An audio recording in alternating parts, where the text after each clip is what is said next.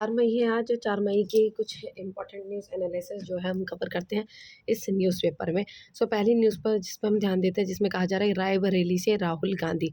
ये कहा जा रहा है कि जो पूर्व कांग्रेस अध्यक्ष राहुल गांधी ने उत्तर प्रदेश की रायबरेली सीट से लोकसभा चुनावों का नामांकन पत्र जो है भरकर यह सिद्ध कर दिया कि वह अपने दादा व दादी जी की विरासत को संभालने के लिए कुवत रखते हैं। मतलब उन्होंने रायबरेली जो सीट है उत्तर प्रदेश की रायबरेली सीट से लोकसभा चुनाव के लिए नामांकन पत्र जो है वो भरा। और पिछली बार भी राहुल ने वायनाड व अमेठी से चुनाव लड़ा था, और मगर वह यह सीट जो है 55,000 वोटों से भाजपा की स्मृति ईरानी से हार गए थे, जबकि इससे पिछले 2014 के चुनाव में उन्होंने स्मृति ईरानी की ही लाखों वोटों से हराया गया था। और भाजपा ने भी इस सीट पर अंतिम समय में ही अपना उम्मीदवार दिनेश सिंह को बनाया, और वह 2019 में श्रीमती सोनिया गांधी के खिलाफ चुनाव लड़े थे और 2 लाख से अधिक वोटों से परास्त हो गए थे। और यह प्रश्न पूछा जा रहा है, मुख्य रूप से यह प्रश्न है कि वहाँ के लोग क्या सोचते हैं। यदि अमेठी और बैरवली के लोगों की सोच यह है कि यहाँ से गांधी परिवार के लोग ही प्रत्याशी बने, तो यह उनकी इच्छा हो सकती है, मगर इससे दलगत जो है सिद्धांत की राजनीतिक प्रकट नहीं होती, बल्कि व्यक्तिगत लगाव की राजनीतिक प्रकट होती है, जो कि लोकतंत्र में पूरी तरह से जायज़ विचार जो है वो बताया जा रहा है। और लेकिन राहुल गांधी स्वयं ये घोषणा भी कर रहे हैं कि उनकी चुनावी लड़ाई किसी व्यक्ति के खिलाफ न होकर विचारधारा के खिलाफ है। अतः अमेठी से यदि सामान्य कार्यकर्ता शर्मा जी चुनाव लड़ रहे हैं, तो लोगों की वरीयता पार्टी की होनी चाहिए और ना कि व्यक्ति की। तो जो नेता राष्ट्रीय स्तर के होते हैं उनके लिए जो है प्रत्येक जो है पारिवारिक सीट कोई मायने नहीं रखती। लेकिन रायबरेली के बारे में पहले कहा जा रहा था कि यहाँ से प्रियंका जो है वो गांधी चुनाव जो लड़ सकते हैं, लेकिन प्रियंका जी ने चुनाव न लड़ने का निर्णय करके अपनी सेवा संगठन का देना है वो स्वीकार किया है। तो नेक्स्ट न्यूज़ पर चलते हैं। केजरीवाल की अंतरिम जो है ज़मानत पर विचार जो है होगा, और सुप्रीम कोर्ट की तरह ये कहा जा रहा है कि ईडी में उनका मामला लंबा चलने वाला है, इसलिए अंतरिम ज़मानत पर विचार किया जा सकता है। और ईडी जो है उच्चतम न्यायालय ने शुक्रवार को प्रदर्शन ईडी से यह कहा कि वह दिल्ली में लोकसभा चुनाव के मद्देनज़र आबकारी नीति से जुड़े धन शोधन मामले में अरविंद केजरीवाल की अंतरिम जमानत याचिका पर दलीलें सुनने को लेकर विचार जो है वो करेंगे। और राजू हैं, उन्होंने कहा कि वे केजरीवाल को अंतरिम जमानत देने का विरोध करेंगे। दिल्ली के मुख्यमंत्री 21 मार्च को गिरफ्तारी के बाद से ही न्यायिक हिरासत से यहाँ तिहाड़ जेल में बंद है, और शीर्ष अदालत ने 15 अप्रैल को ईडी को नोटिस जारी किया था और केजरीवाल की याचिका पर जवाब देने को कहा था। इससे पहले 9 अप्रैल को उच्च न्यायालय ने केजरीवाल की गिरफ्तारी को बरकरार रखते हुए यह कहा था कि यह गैरकानूनी नहीं है, और केजरीवाल को बार बार जारी समन की अवहेलना करने और जाँच में शामिल होने नहीं होने के बाद ईडी के पास बहुत कम विकल्प बचा था। सहिष्णुता अच्छे विवाह की नींव। सुप्रीम कोर्ट के द्वारा ये कहा गया कि छोटी मोटी बातों को तुल नहीं दिया चाहिए, और विवाह का मतलब है एक दूसरे का सम्मान करना। और याद रखो, जोड़ियां स्वर्ग में बनती हैं, जिन्हें किसी तरह भी नष्ट करना उचित नहीं है। शीर्ष अदालत की एक टिप्पणी एक महिला द्वारा अपने पति के खिलाफ दायर दहेज उत्पीड़न के एक मामले को रद्द करते हुए आई है, और अदालत ने यह कहा कि एक अच्छे विवाह की नींव सहिष्णुता, समायोजन और एक दूसरे का सम्मान करना, और एक दूसरे की गलतियों को एक निश्चित सीमा तक सहन करना, और हर विवाह में अंतर्निहित होना चाहिए।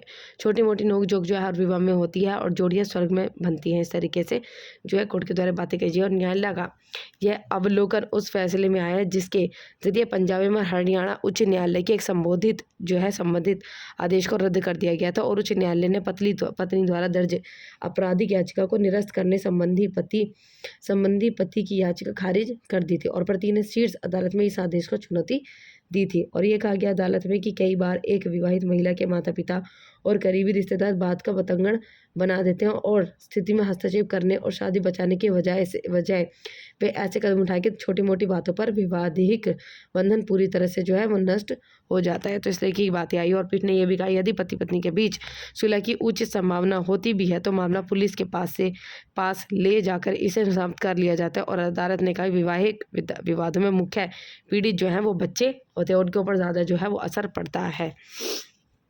मतलब पूरी बात टोटल ये है कि कहा गया है कोर्ट के द्वारा कि छोटी मोटी बातें हैं उनको आपसी में बैठ के सुलझा लेना चाहिए और छोटी मोटी बातों से रिश्तों को नहीं बिगाड़ना चाहिए। आपसी में विश्वास और प्रेम जो है नोक जो मतलब वो चीज़ें होनी चाहिए और छोटी मोटी बातों को थोड़ा बहुत ऐसे ही मतलब बातें सुलझाने की कोशिश करनी चाहिए आपस में। हर जगह पाकिस्तान के संदिग्ध ट्रैक रिकॉर्ड। संयुक्त राष्ट्र में भारत की बेटी ने पाकिस्तान को लताड़ा। ये भी एक वीडियो जो है चल रही है जिसमें भारत की एक बेटी ने पाकिस्तान जो संयुक्त राष्ट्र में पाकिस्तान को जो है वो मुंह तोड़ जवाब दिया। और पाकिस्तान एक ऐसा देश है जो बार बार दुनिया के सामने मुँह की खाता है लेकिन सुधरता नहीं है। और ताज़ा घटना तो ये हुई है कि संयुक्त राष्ट्र यूनाइटेड नेशन का UN का शांति की संस्कृति विषय पर जो है आम सभा की बैठक हुई और बैठक में पाकिस्तानी राजदूत मुनीर अकरम ने भारत के खिलाफ बयानबाजी की और कश्मीर नागरिकता संशोधन अधिनियम यानी CAA और अयोध्या के राम मंदिर का मुद्दा उठा। और इसका जवाब जो है भारत की बेटी रुचिरा कंबोज ने दिया। इस पर करारा जवाब देते हुए यूनाइटेड नेशन में भारत के स्थायी प्रतिनिधि ने पाकिस्तान के बयान को विनाशकारी एवं हानिकारक जो है बताया और उसे तीखे जवाब देते हुए यह कहा कि पाकिस्तान का सभी पहलुओं पर जो है सबसे संदिग्ध ट्रैक रिकॉर्ड रहा है। और वाशिंगटन पोस्ट का जिक्र करते हुए अकरम ने कहा भारत के प्रधानमंत्री मोदी ने अपने समर्थकों से कहा था कि आज भारत के दुश्मन जानते हैं कि ये मोदी है और ये नया भारत है। ये नया भारत जो है घर में घुसकर मारता है। उन्होंने आगे यह कहा कि ये नया भारत खतरनाक है, ये दुनिया के लिए खतरा है। और इसके साथ ही पाकिस्तान राजनयिक ने बेबुनियाद दावा भी यह किया कि भारत खुफिया एजेंसी अमेरिका और कनाडा में एक्टिव रही है। जो कंबोज में UN बैठक में जो कहा कि महात्मा गांधी द्वारा प्रतिपादित अहिंसा का सिद्धांत जो है शांति के प्रति भारत की प्रतिनिधि का आधार बना हुआ है। और उन्होंने यह कहा कि जो भारत में न केवल हिंदू धर्म, बौद्ध धर्म, जैन धर्म, सिख धर्म का जन्म स्थान है और भारत इस्लाम, यहूदी धर्म, ईसाई धर्म और पारसी धर्म का गढ़ भी है जो विविधता के लंबे समय से चले आ रहे आलिंगन को दर्शाता है। और उन्होंने यह कहा कि भारत अपनी धार्मिक और भाषाई विविधता के साथ भारत की सांस्कृतिक संपूर्णता और सही अस्तित्व का एक प्रमाण है।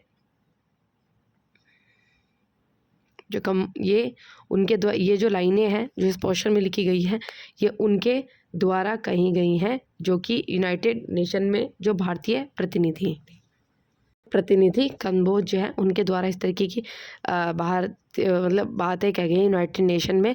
जब पाकिस्तान ने उल्टा सीधा जो है कुछ ना कुछ इस तरह के आरोप लगाने शुरू किए तब मुंह तोड़ जवाब जो है वो पाकिस्तान को भारत की बेटी ने दिया। और यह कहा कि जो भारत है वो केवल सिर्फ हिंदू धर्म ही नहीं बाकी धर्मों को भी जो है वो प्रमोट करता है और सभी धर्मों के लिए उन्हीं सभी धर्म का एक जन्म स्थान है। और ये एक हर एक तरीके जन्म स्थान का अगर सभी तरीके का सम्मान करता है जो विविधता के लंबे से चले से आ रहे आलिंगन को दर्शाता है। यहाँ पर इतनी ज़्यादा विविधता, इतनी ज़्यादा डिफ्रेंशिएटेड होने के बाद भी यहाँ पे यूनिटी, एकता जो है वो सब चीज़ें हैं। तो ये मुंह तोड़ जवाब जो है उनको दिया गया है।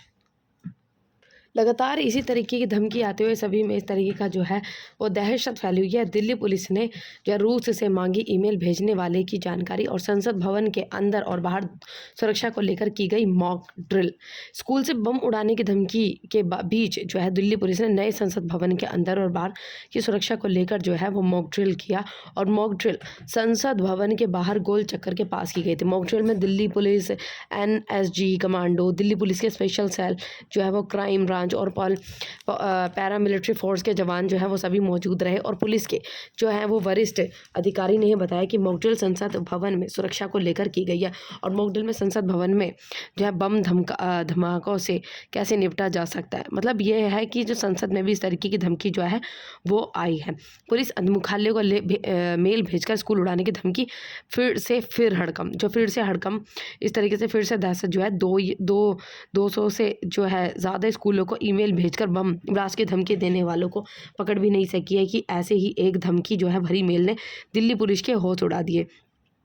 इस बार मेल जो है वो किसी स्कूली अस्पताल प्रशासन को नहीं भेजी थी बल्कि दिल्ली पुलिस मुख्यालय में भेजी गई थी। मतलब स्कूल में भी, संसद में भी और अस्पताल में भी और दिल्ली पुलिस के अब मुख्यालय में भी इस तरीके का जो है वो मेल भेजा गया। और मेल में ये दावा भी किया गया था कि नांगलोई रेलवे स्टेशन के पास स्कूल में बम है जो 2:18 बजे फटेगा। और सूत्र के मुताबिक मेल जो है वो मेल पुलिस आयुक्त के आधिकारिक मेल जो ID पर आई थी। और धमकी भरी मेल के बाद आनन फानन में जाँच जो है शुरू कर दी गई है। मगर सघन जांच के बाद इस कॉल को फर्जी करार देते हुए पुलिस ने तकनीकी जांच के बाद एक नाबालिग को पकड़ लिया और उसने शरारत के तहत ये हरकत की थी, ये कहा जा रहा है। और पुलिस ने किशोर की काउंसलिंग के बाद उसे परियोजना को सौंप दिया है। और पुलिस सूत्रों के मुताबिक एक धमकी भरा मेल गुरुवार सुबह करीब 10 बजे पुलिस आयुक्त के अधिकारी मेल आईडी पर भी आया था। और पंजीकरण करने के बाद बनती आईडी कहा जा रहा है कि जो पहले कहना है कि जो पॉइंट RU पर मेल आईडी बनाने के लिए कई चरण से गुजरना पड़ता है और सबसे पहले पंजीकरण करना होता है और इसमें संदिग्ध को अपने बारे में जानकारी देनी होती है, उसके बाद ही ईमेल आईडी बनती है। इसी आधार पर जो है पुलिस सूत्रों का यह भी कहना है कि .RU जो है RU के पास धमकी वाले ईमेल भेजने वाले का नाम, पता, संपर्क विवरण, उसकी व्यक्तिगत ईमेल आईडी और संपूर्ण आईडी लोग मौजूद जो है वो होगी। और सामान्य सही रही स्कूलों में छात्रों की उपस्थिति, मतलब ये कहा जा रहा है कि स्कूलों में छात्रों की उपस्थिति जो है वो सामान्य रही।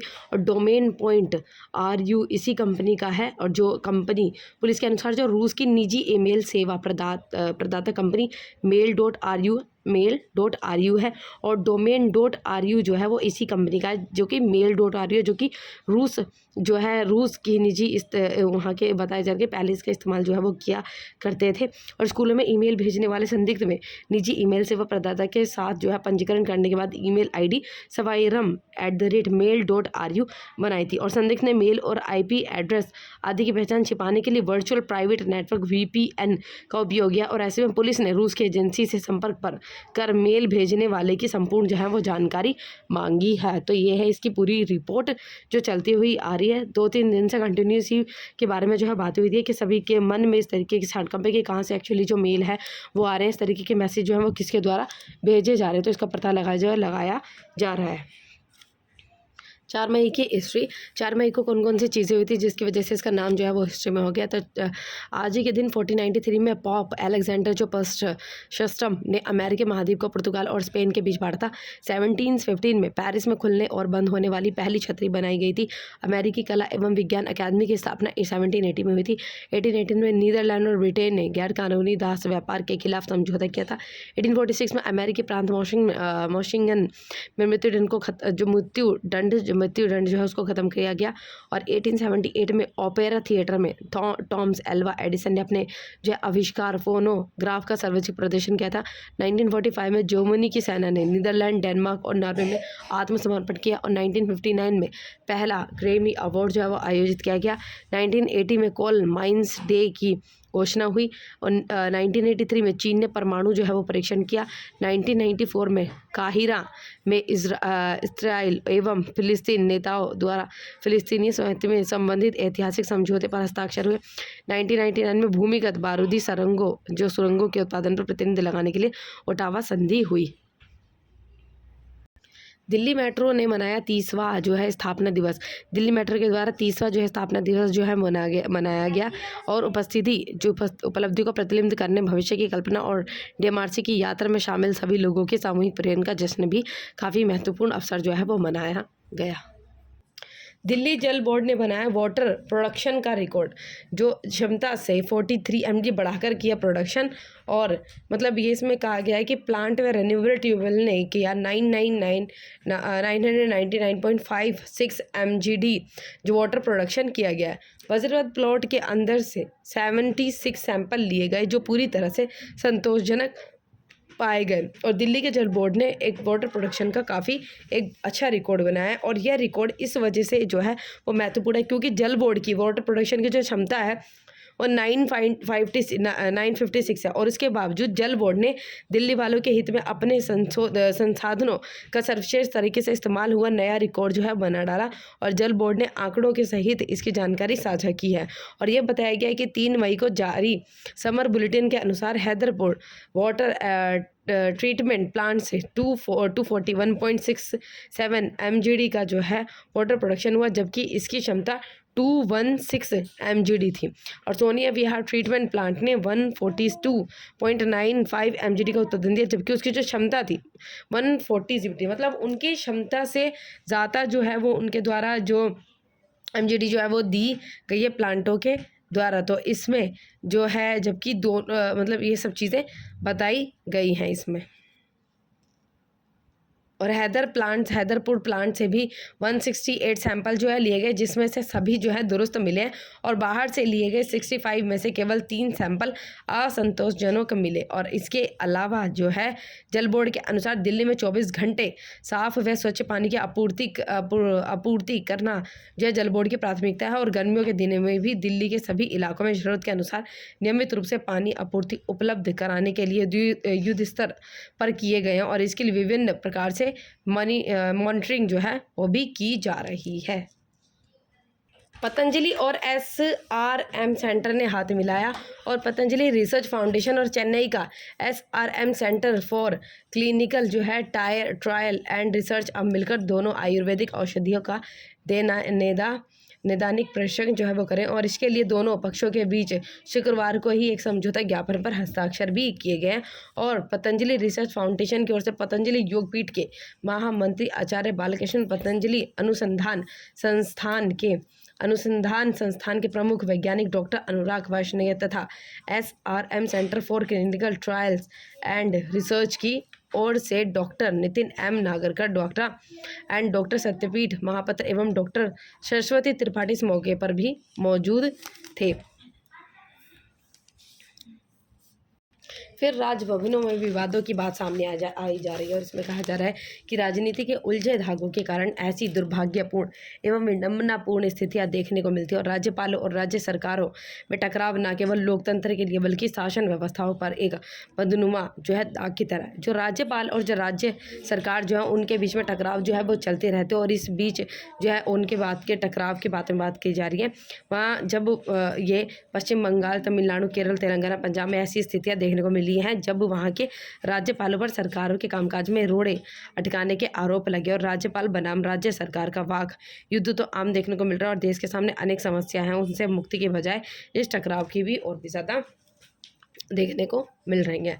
जब आज के राजभवन का विवादों में आना कोई नया नहीं है, मतलब इस तरीके के मुद्दे जो है चलते रहते हैं। 2018 में भी दक्षिण भारत के राज्यपाल से एक ऐसा ही मामला सामने आया था, तब वहाँ के राज्यपाल पर यौन शोषण का आरोप लगा था और तब भी राजभवन में काम करने वाली महिलाओं पर शारीरिक संबंध बनाने के दबाव डालने के आरोप लगे गए थे। और कभी राजनीतिक में नैतिकता और सिद्धांतों की प्राथमिकता जो है वो दी जाती है, तब आरोप लगाने के तुरंत बाद ही नैतिकता का तकाजा देखते हुए राजनीतिक और राज्यपाल अपने पदों से इस्तीफा दे देते हैं। लेकिन अब वह दौर नहीं रहा। आज के दौर में आरोपी की कोई परवाह नहीं करता और आज के दौर से में इससे ज़्यादा कोई शर्मनाक बात नहीं हो सकती। गंभीर आरोप के बावजूद राजनीतिक सत्ता से जो है चिपके जा रहे हैं। और कर्नाटक में यह प्रज्वल रेवन्ना के सेक्स स्कैंडल का मामला अभी सुर्खियों में है और देश भर में जो है चर्चा का विषय बना हुआ। और इसी बीच पश्चिम बंगाल के राज्यपाल CV आनंद बोस पर कलकत्ता जो है राजभवन की अस्थायी महिला कर्मचारी से छेड़छाड़ का भी आरोप जो है वो लगाया जा रहा है। और संवैधानिक पद पर विराजित राज्यपाल एवं चुनी हुई सरकारों के बीच द्वंद्व एवं टकराव की स्थितियां अनेक जो है वो उभरती रही, उस तरीके की केसेस देखे जाते हैं। और उनके ऊपर यौन शोषण के आरोप लगाना और अपने आप में गंभीर है। और अब यह देखना होगा कि यह आरोप सच है या झूठ, और यह भी देखना होगा कि राज्यपाल के खिलाफ शिकायत जो है वो साजिश है या नहीं है, मतलब उनके खिलाफ शिकायत जो है वो जारी की जा रही है, सही है या नहीं है। और कुछ इसी तरह का मामला 2009 में भी सामने आया था। उस वक्त कांग्रेस के वरिष्ठ नेता नारायण दत्त ND तिवारी आंध्र प्रदेश के राज्यपाल हुआ करते थे और एक दिन टीवी पर उनकी एक कथित सेक्स सीडी सामने आई थी जिसने पूरी देश की राजनीति में भूचाल ला दिया था और हर तरफ उसकी चर्चा जो है वो होने लगी थी। यदि राज्यपाल को संवैधानिक संरक्षण प्राप्त होता है, संविधान के अनुच्छेद जो 361 के मुताबिक जो उनके खिलाफ किसी भी तरीके की कार्रवाई जो है संविधान के खिलाफ जो है उनके खिलाफ जो है किसी भी तरीके की कार्रवाई नहीं की जा सकती। अनुच्छेद के अनुसार किसी राज्यपाल पर जो है आपराधिक और नागरिक जो है कानूनों के तहत आरोप नहीं लगाया जा सकता। तो आर्टिकल 361 इज़ वेरी इंपॉर्टेंट। और अब यह निश्चित है कि राज्यपाल आरोप लगाने के बाद राज्य में सत्तारूढ़ जो है तृणमूल कांग्रेस मुद्दे पर तूफान मचाएगी और इंडिया गठबंधन भी भाजपा को जमकर करेगा। और प्रत्येक राज्य में संविधान के संरक्षण राष्ट्रपति के प्रतिनिधि के तौर पर राज्यपालों की नियुक्ति की जाती है और यह पद सजावटी होकर भी विशेष अधिकारियों से लेस होता है।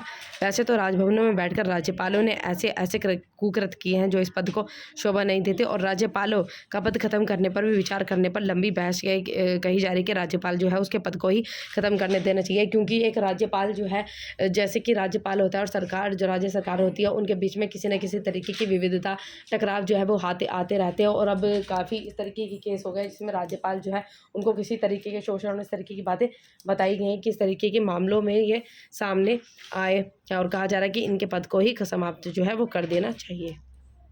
मणिपुर का जो है एक केस सामने आया। मणिपुर में हिंसा देखी जा रही है जिसमें कहा जा रहा है कि जो मेहनती कुंती दंपति अलग अलग रहने को मजबूर है। जाति की जो बातें इसमें बताई जा रही है, जातीय संघर्ष जो है वो बताया जा रहा है इसमें कि जातीय हिंसा भड़काने के बाद कई मेइती कुंकी दंपतियों को अलग रहना पड़ रहा है और केवल जो है एक बार मिलना होता है और बच्चे को नहीं देख पाना और भविष्य में रिश्ता टूटने का भी डर नियत रूप से बना हुआ है। तो आइए देखते हैं कि इस पूरा केस क्या है और किस तरीके की बातें जो हैं हुई है।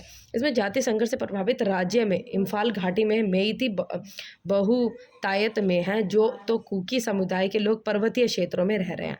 जो क्या कहते हैं जो आपके मेइती हैं वो इम्फाल घाटी जो है वहाँ पर हैं और जो आपके कुकी समुदाय हैं वो लोग पर्वतीय क्षेत्रों में रह रहे हैं और राज्य में अभी भी स्थिति जो है तनावपूर्ण बनी है जहाँ अंतर जातीय विवाह करने वाले दंपति अब तक जो है इस हिंसा का दंश झेल रहे हैं और 3 मई 2023 के बाद से हिंसा में अब तक 200 से अधिक लोग जो है वो मारे भी जा चुके हैं और इन दंपतियों की अनेक करुणा भरी कहानियाँ हैं।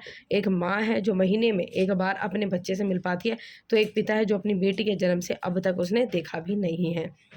इस तरीके की हालत जो है जातीय संघर्ष में बनी हुई है और जातियों के बीच जो टकराव की हालत ऐसी है कि एक महिला को लगता है कि कहीं उनका जो है पति से छोड़ तो नहीं देगा और वहीं एक शादीशुदा जोड़ा सोच रहा है कि उनका भविष्य अब तक जो है वो क्या होगा।